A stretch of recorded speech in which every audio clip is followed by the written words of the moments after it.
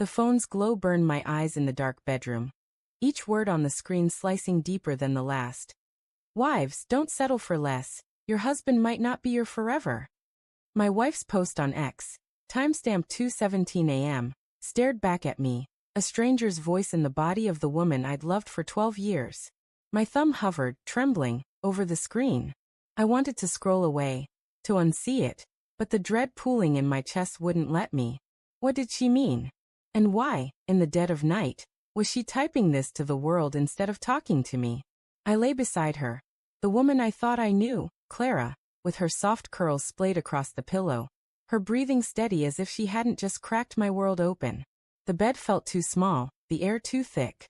I turned the phone off, but the words stayed, branded in my mind. 12 years of marriage, 2 kids, a house we'd painted together. Had it all been a lie? I didn't sleep that night. I couldn't.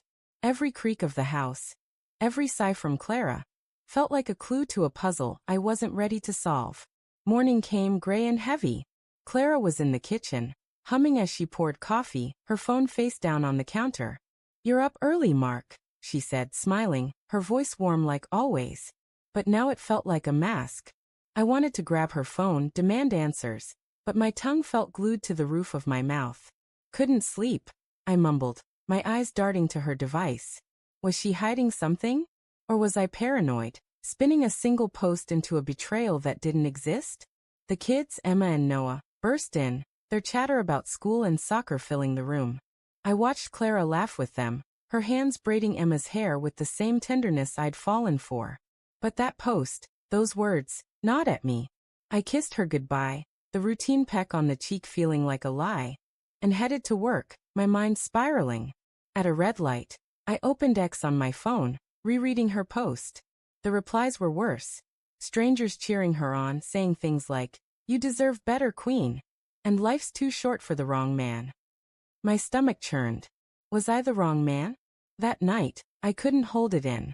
The kids were asleep, and Clara was scrolling on her phone, curled up on the couch. I sat across from her, my heart pounding. "Clara," I started, my voice low. "What did you mean by that post last night?" Her fingers froze mid-scroll, her eyes flicking up to meet mine. For a moment, she looked like a deer caught in headlights, but then her face softened, and she laughed, a sound that used to feel like home but now felt like a stranger's. "What post?"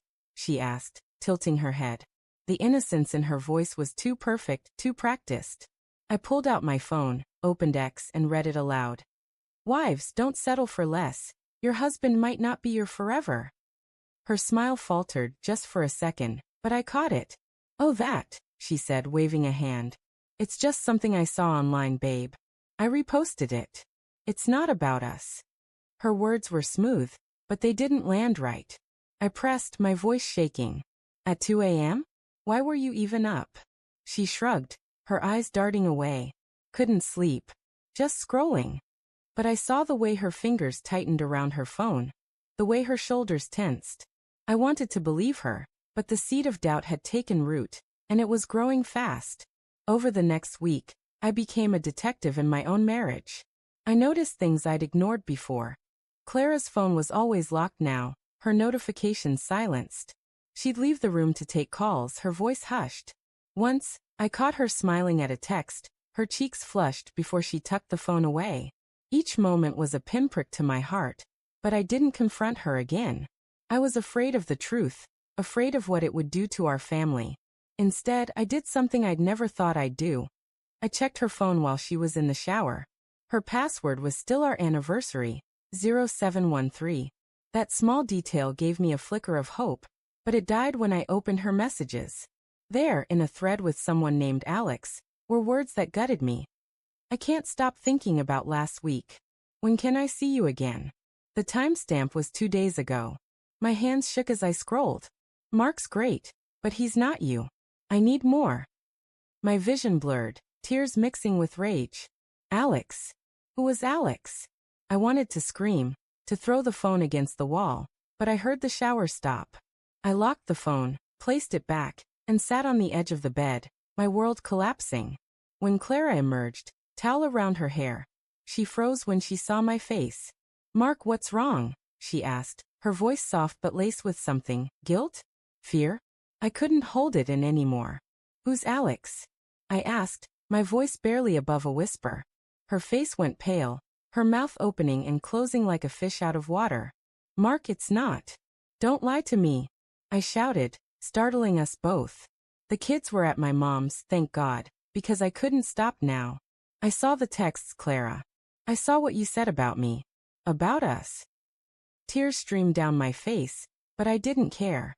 12 years, and you're throwing it away for what? Some guy named Alex. She crumpled onto the bed, her hands covering her face. I'm sorry, she whispered, her voice breaking. I didn't mean for it to happen. She told me everything. How Alex was a co-worker, how it started with innocent lunches, then late-night talks, then more. I felt trapped, Mark, she said, her eyes pleading. You're so good, so steady, but I wanted something else. Something exciting. Her words were a knife, twisting deeper with every syllable. I thought of the nights I'd stayed up late working to provide for us, the mornings I'd made her coffee, the way I'd held her when she cried after her dad died. Was I not enough? I asked, my voice raw. She didn't answer, just sobbed. And that silence was louder than any confession. I left that night, crashing at a friend's place. The next weeks were a blur of pain and paperwork. We tried counseling, but every session felt like reopening a wound. Clara begged me to stay, swore she'd end it with Alex, but trust was a shattered glass, impossible to piece back together. I moved out, renting a small apartment that smelled of stale cigarettes and regret. The kids didn't understand, and explaining it to them broke me all over again. One night, alone in my new place, I opened X and saw Clara's latest post. Sometimes, you don't know what you have until it's gone. I stared at it, my heart a battlefield of anger and grief. I wanted to hate her, but all I felt was loss. For her, for us, for the forever I thought we'd promised each other. I closed the app, deleted my account, and let the silence swallow me. Some betrayals don't just break your heart. They rewrite your story.